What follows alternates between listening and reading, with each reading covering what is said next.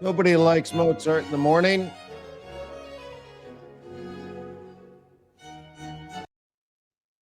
Yeah. Anyways, and when I listen to Mozart, I think the most famous of his music, he wrote it as a joke because it was so dumb in his mind. Like, I'll write this crap and people will love it. And they did, and we still love it. And I'm like, dude, I can hear him laughing. But anyways, he's got other music that's less popular, but 10 times musically more important. But anyways, let's get on with it. Welcome to QuantBox Live. Yeah, it's 6:34 in the morning, so that means 3 hours before the open of Wall Street. It's time to get our macro on. So, hey, this is where we uncover the best fundamental opportunities across the global markets. You like the stock market? Yeah, we cover that. Gold, oil, currency pairs. Hey, would you like some Bitcoin? Yeah, you like the Bitcoin? Well, guess what? I haven't released it yet, but I've had it for about a month and a half. I forgot to release it. Sorry. In fact, there's a bunch of things I forgot to release yet. So many, many, many upgrades came to QuantBox. Gee whiz, what was it, a month ago? And I was sending out a series of emails and stuff, and I've just forgotten. I've gotten so busy, but there's more upgrades I got to give you. So, anyways, thank you for being a subscriber and contributing to our platform. Anyways, what we're trying to do is use AI and algorithms to automate the whole process of macroeconomic research, which is data driven analysis of sentiment, inflation, employment, GDP, technical analysis. Yeah, that's a differentiator. Okay. We do the institutional positioning through the Commitment of Traders report. We pull the tables directly out of the Commodities Futures Trading Commission. Yeah, we got a lot of this information directly from the government or the central bank. Okay. We look at seasonality. You know what a business cycle is? Well, there's a cycle inside of the year. Think of farmers planting seeds. There's a proper time to plant seeds and a proper time to harvest. You mix that up, and you're going to have, let's say, uh, different results. So, anyways, my name is Wayne McDonald. I'm the founder of QuantBox.co. I'm also a Harvard educated economist. I have a bachelor's degree in macroeconomics and a master's degree in financial management. Also, did some work at Oxford, did some work at MIT, did some work at Harvard Business School, all related to what we do. So, I love what we do, is what I'm trying to say. And what I'm trying to answer all the time, the question is, why is the market moving? And then how is it moving? Okay. And so we have things like scatter plots and scorecards, and we have cool visual ways to show you how all the stock markets are moving around the world in relation to each other. Oops. So on and so forth. Like, there's some really funky tools here. And you're like, man, Wayne, this is incredible, but I don't know what any of it means. So, included in your $8 trial, there's a training course to help you understand all this amazingness. So, yeah, if you're watching this on YouTube, you're watching a delayed version. I'm doing this live right now for subscribers. So, if you think this looks amazing, or if you're just attracted to pretty colors like a hummingbird, then swing on by, try it for $8 and see how sweet it really is. Inside of that, you will also have access to a training course in statistical analysis, so you know how all of this stuff works and what it means. But there's also a 16-hour course on macroeconomics. Like, no joke. Wait, what? 16 hours? Yeah, 16 hours of university level, without the calculus, university level macroeconomics. So you will become an expert if you're willing to give up $8. But anyways, let's get on with it. Let me remind you that trading is risky, not appropriate for everyone. Your past performance, good or bad, is not necessarily indicative of future results. Please stay small, stay humble, focus on the long term, never risk money cannot afford to lose. And there's the macroeconomics course. There's the statistical analysis course. We're going to log directly into the Google Cloud with the proper email associated with my account. And here we are. La la la la la la la. All right, come on, Bubba.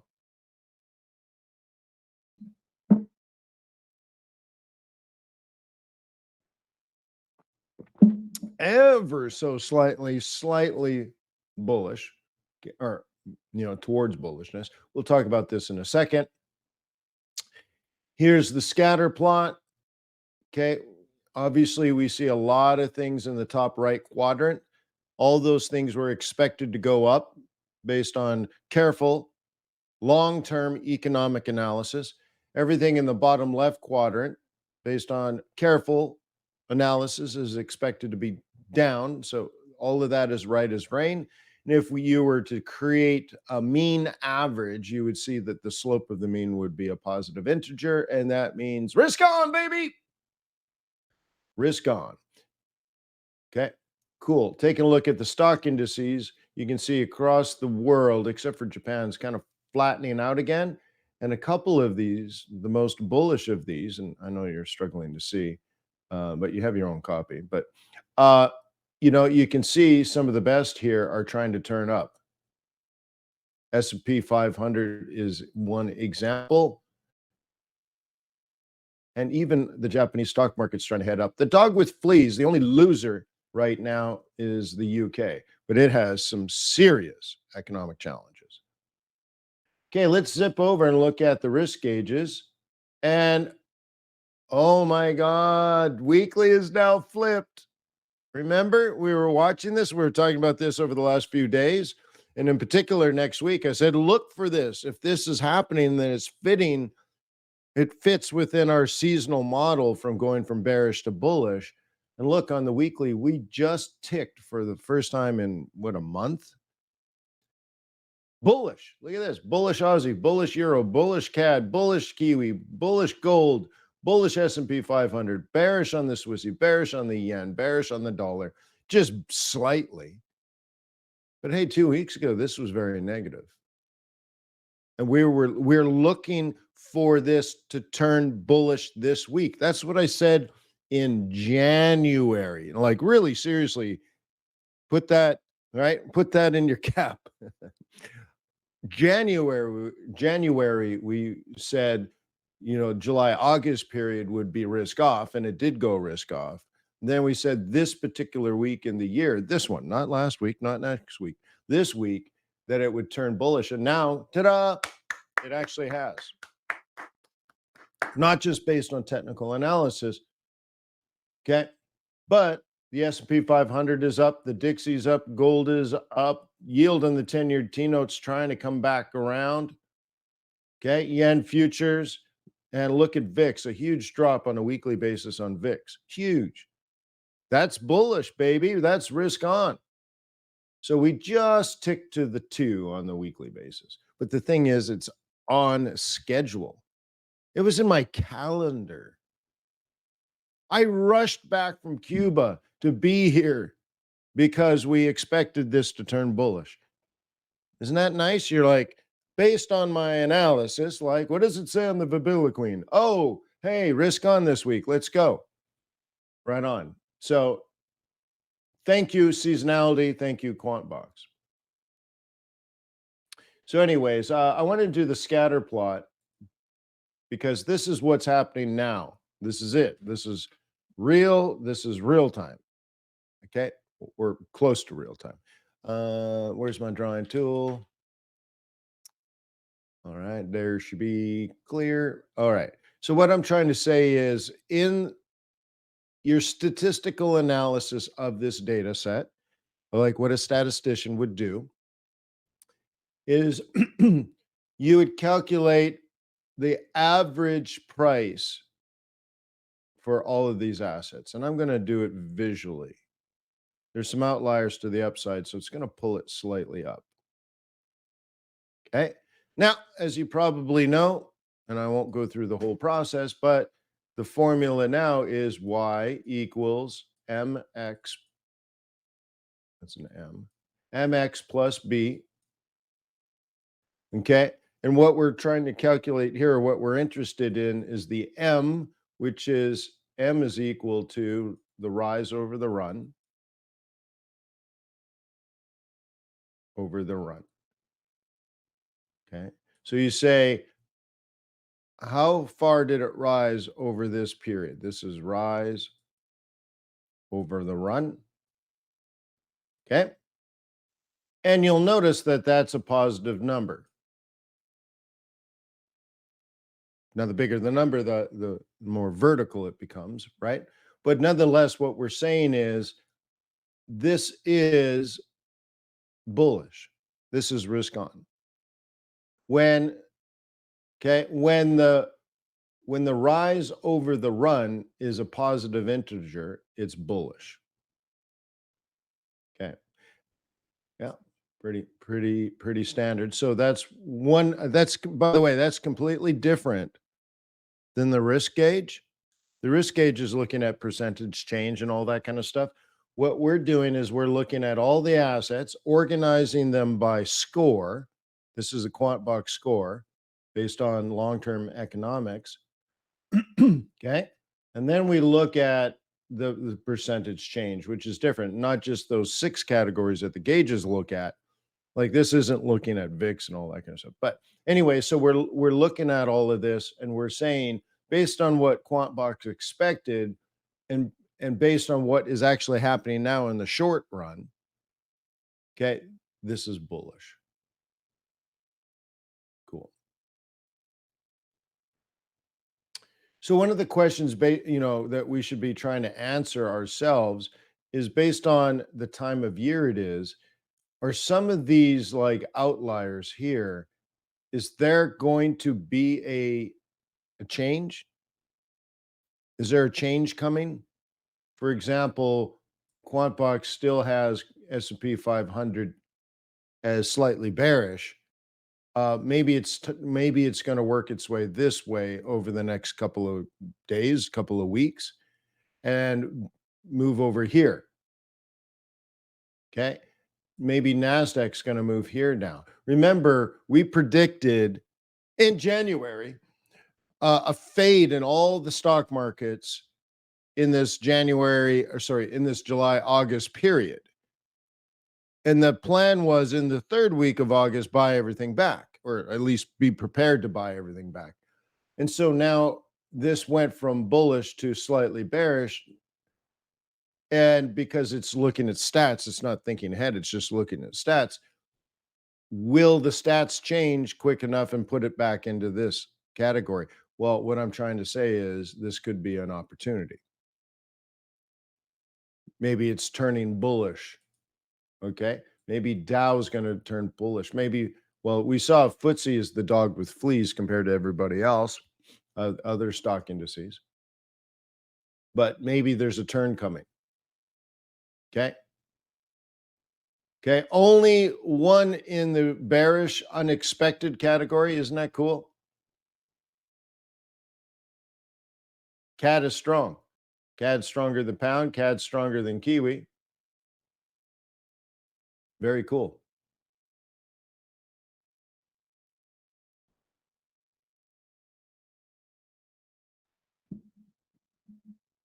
Just looking for other cats. I don't see any other cats. How's oil doing? Let's do commodities only. What's the correlation here?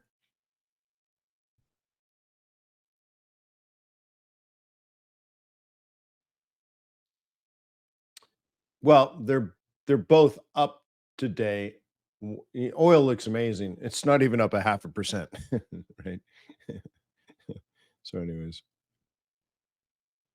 throw in some crypto.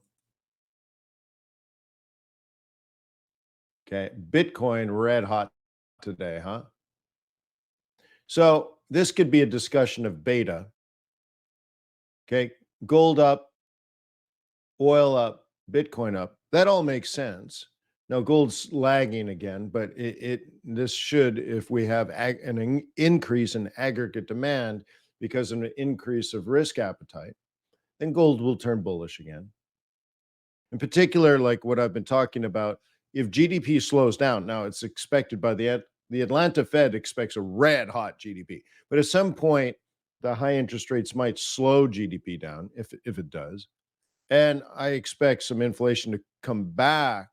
You'd be in that weird situation of falling GDP and rising inflation. Holy smokes, that would really push gold. But, anyways, the difference here is what we call the beta.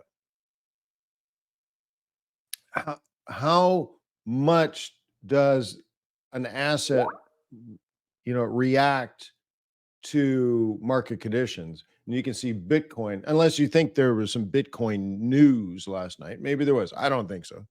So, like if this is all a reaction to Nvidia last night, well, Bitcoin has the highest level of volatility, right? Most sensitive to changes. So it jumped almost 2%, where oil jumped a half a percent and gold barely moved. So you get the greatest opportunity, but you also take the biggest risk when you're trading Bitcoin. You can make money fast, but you can lose money fast. Tuff said, "Hey, if there was, you say if there were risk on, well, there is or there isn't, right? So anyway, so wouldn't euro dollar be bullish? Well, I don't. Yes, but I want to refine that answer. Really, it has nothing to do with euro. It's just heavily traded. So I would say differently that the dollar would weaken. So dollar is weaker than gold, dollar is weaker than oil, and dollar is weaker than Bitcoin. That's what I would expect. And the difference here is gold barely moved, oil moved a lot more, and Bitcoin moved 400% more. So you get a lot more risk, um, but you're compensated with a lot more reward. Just quickly looking where we are. See, gold is the biggest mover now. Japanese stock market up, S&P 500, but up, but not much. So you can see we're coming out of a very flat week.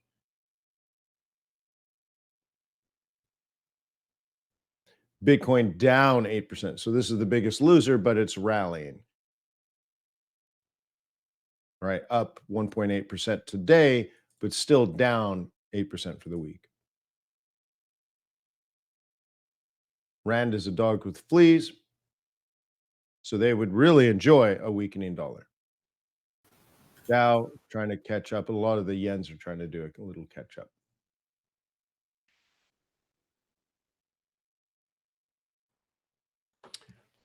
Okay.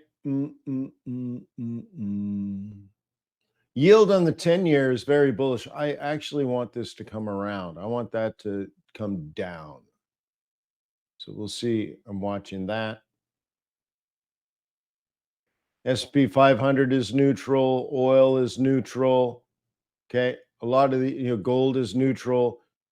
But remember, I'm using seasonality on all these scorecards. There's seasonality for these assets. And I understand they're neutral now, but that's why I'm buying them. I don't look at this and say very bullish, buy it. Well, it's because it went from neutral to bullish to very bullish. So much of that trend might be over. You're paying a lot of money for something that's already happened. Like maybe they continue, and that's our job to figure it out. But right now I'm buying stuff that's neutral based on seasonality that is expected to become bullish and very bullish.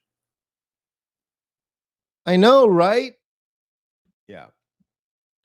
So that's the idea there. So I don't look at this and do what it, kind of do what it says. No, this is a scorecard. Okay. This is a scorecard. It's showing you what has already been achieved. Okay. Cool. So let's take a look at the charts.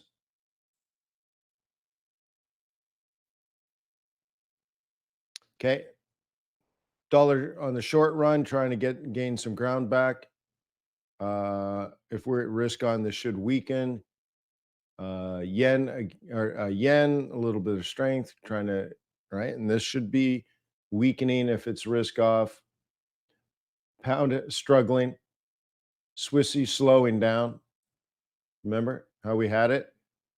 See, if this is so Swissy's going up is typically risk off.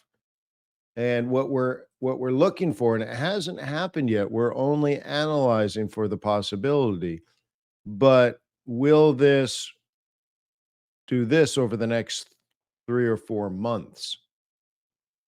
Well, you can see it's already started a process of slowing down. It is slowing down. Now, do I know if it's gonna stop going up? No, no, I don't know that, but I am anticipating a slowdown and then ideally a pullback into the end of the year, and that would be very bullish for things like stock markets. And I'm buying the dip, or I'm trying to buy the dip, okay? Euro is strong, by the way, relative to everything else. Remember, this is euro versus everything else. This is short term. If we look longer term,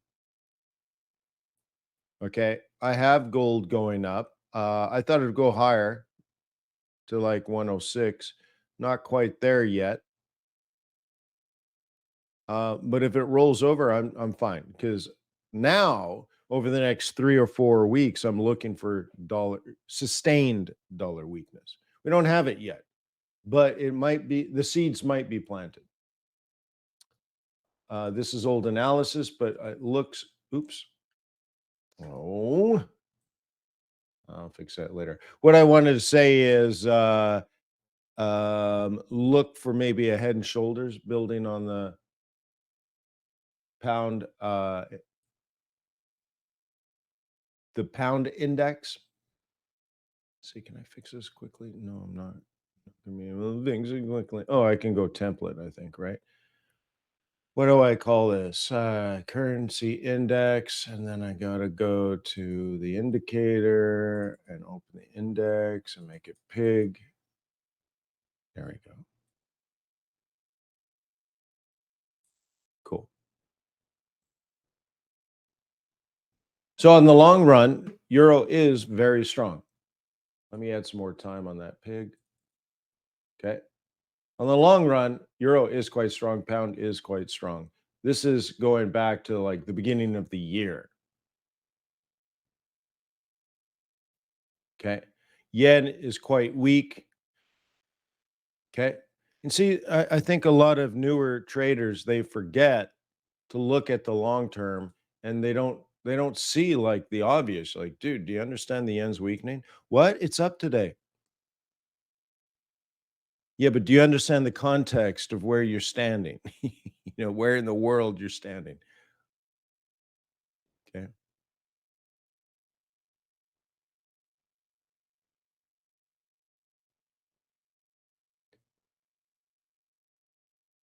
Oh, Johnny says, how speaking about templates, could you please provide on how to load the templates?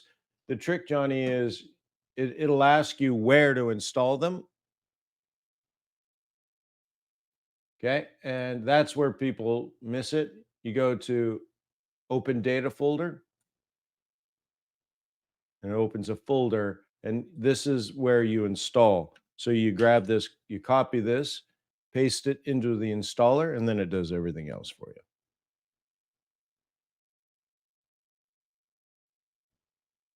Okay. Tap says, uh, Wayne, do you have videos on going in depth on risk on, risk off? It confuses me. All right, let me show you. If I had a training course, oops, this is what I would show you. Come on, come on. There we go. Risk gauges. Okay, QuantBox tells you in a period of risk on, this is where the market feels good about the future and they're willing to take on risk to try to capture reward. Okay, tough. So in a bullish world, you buy Aussie, Euro, CAD, Kiwi, gold, S&P 500, and other assets. And you fund them with Swissy, yen, dollar. So you would look at maybe, this is now just where you look. Okay, Taff, this is just where you look. In a risk on world, and we have one technically now, just slightly, but nonetheless, look at Aussie Swiss franc long. Aussie yen long, Aussie dollar long. There might be opportunities there. Euro Swissy long, Euro yen long, Euro dollar long. Does this mean you just buy it? No. Open your charts, look for technical opportunities, do some technical analysis now. Okay. CAD Swissy, CAD yen, dollar CAD, right? So you have to understand that you would sell USD CAD or look to it. Kiwi, gold, so on and so forth. Okay. That has to do with correlation. So QuantBox does all of that for you. But to get to that decision, Taff, QuantBox on 3 different time frames is looking at what's happening on the S&P 500. I mean, multiple times a day, like hourly, maybe every 15 minutes. What is the S&P 500 doing? Is that risk on or risk off? What's the dollar index doing? Is that risk on or risk off? What's happening in gold, the gold market? Is the gold market risk on or risk off? What about the yield on the 10-year T-note? How are traders behaving and investing their money? Risk on or risk off? What about the yen? What about VIX? The volatility. Volatility is falling. That's bullish, baby. Okay. So it's looking at all those categories. And again, if you forget and you want a cheat card, print this off. Risk on, optimism in the stock market. Risk off, pessimism in the stock market, and need for safe haven currencies. I explain you, Lucy.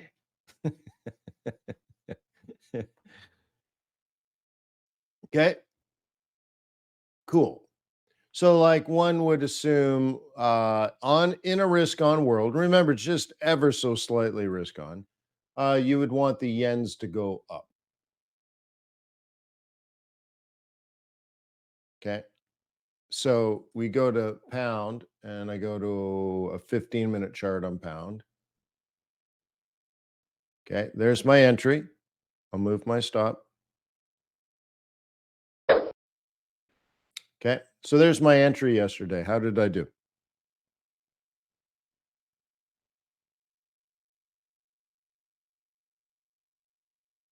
Yeah. Damn, boy. No, no, no. But nonetheless, in the back of my mind, nothing on the chart was bullish. Thank you, QuantBox. I was ready, willing, and able. Cool.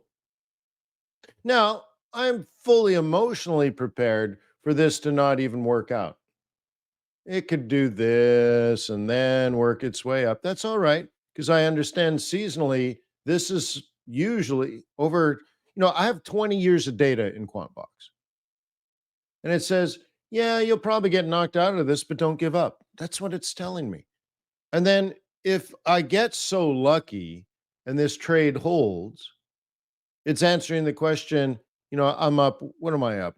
60 pips? 60. For some people, that's a good day. But it says, Wayne, you're doing a good job. It's not in the free and clear yet, but this might be worth 600 pips. So stay with it, Wayne. Stay confident. Give it another try if this one doesn't work out. How do I know all that? I have 20 years of statistics. That's what QuantBox does. And says, hey, this might be worth 600, Wayne. Stay with it. Let your winner run.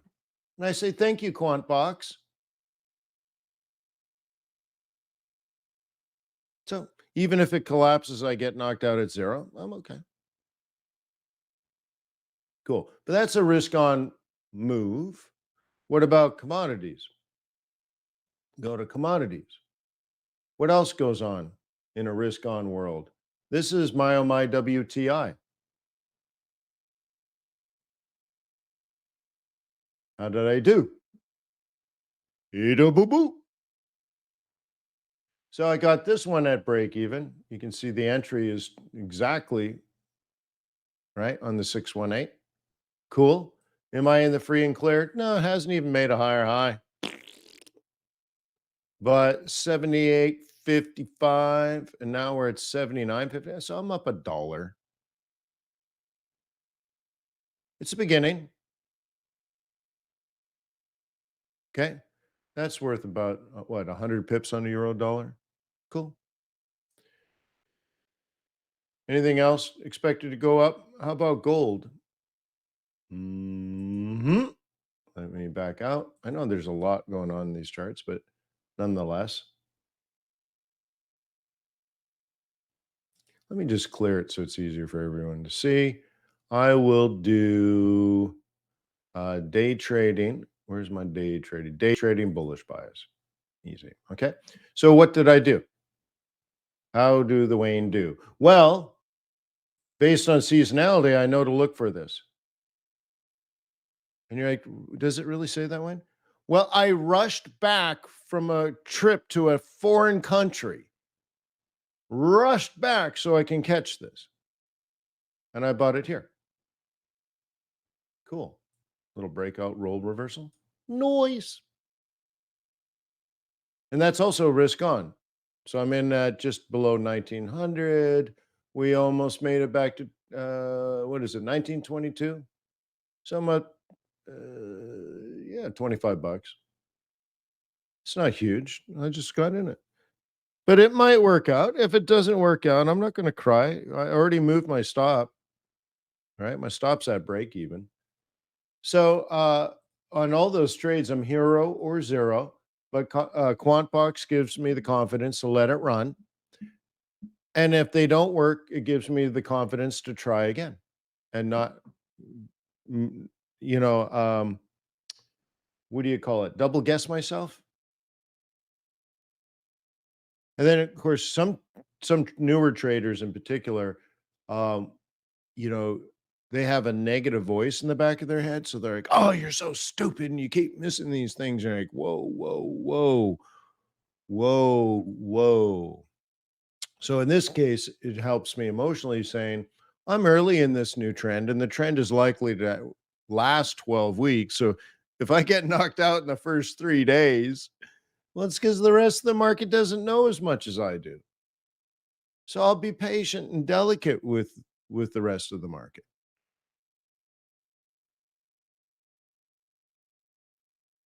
Okay.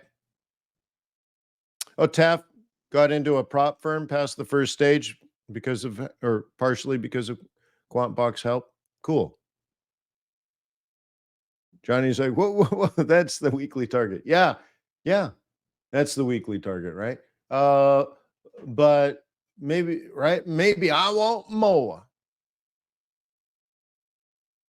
right? Right?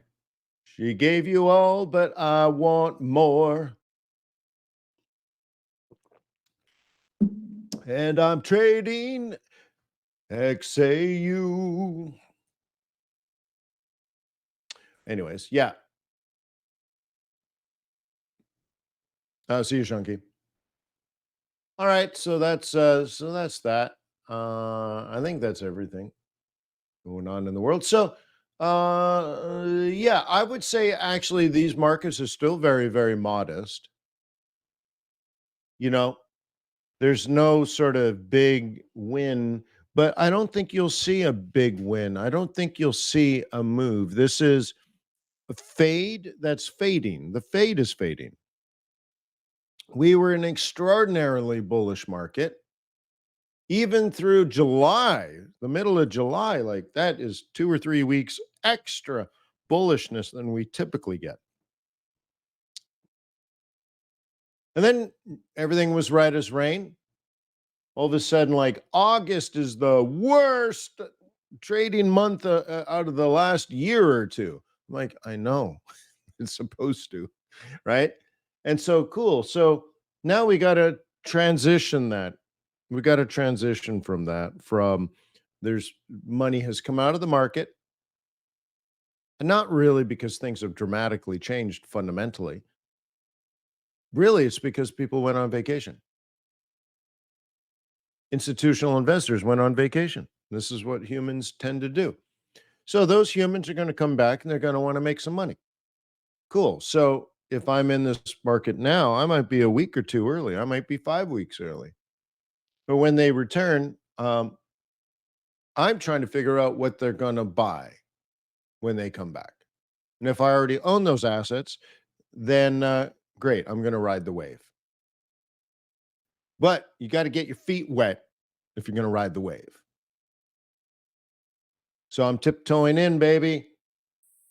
Tiptoeing in. So that's the idea. Thank you to QuantBox. We know it's right as rain, completely normal. We just don't know if it's going to happen, if it's going to follow through, if risk on actually happens, and we don't know targets. We only know dates, that kind of thing. But it's a good tool to have, better than driving blind, that's for sure. So, anyways, good luck. Peace on earth. May the pips be with you. May your profits be above average. I'll see you when I see you. Thanks for being a subscriber to QuantBox. Cheers.